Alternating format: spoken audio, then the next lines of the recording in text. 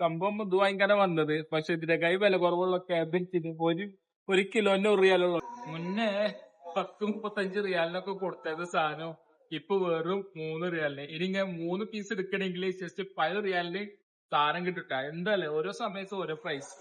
മുന്നേ വാങ്ങിച്ചവരെന്ത് പാരായി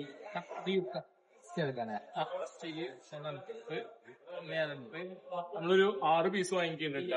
നമ്മള് 4 ആൾക്കാരുണ്ട്. ക്യാമറാമാനും ഉണ്ടല്ലോ. 6 പീസ് 10 റിയാലിനാ കൊടുക്കണത്.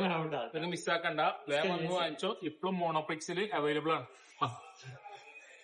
പൊട്ടാറ്റോ എടുത്താൽ 1 kg ജസ്റ്റ് 1 റിയാൽ മാത്രമേ ഉള്ളൂ കേട്ടോ. ഇതൊക്കെ മോണോപ്ലെക്സിലാണ്. ഇപ്പൊ ഇവര് പറഞ്ഞതൊരു മുട്ടപ്പഴത്തിന് ടേസ്റ്റ് നോക്കിയിട്ടാ. നമുക്കൊന്ന് കഴിച്ചു നോക്കി നോക്കാം.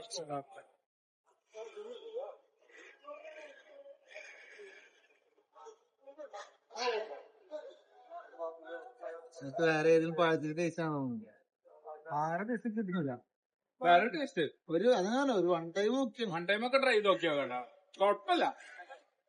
ഓക്കെ 5 റിയാലിന് 3 അല്ലേ? എന്റെ കസ്റ്റമേഴ്സിന് ഞാൻ പറയാം.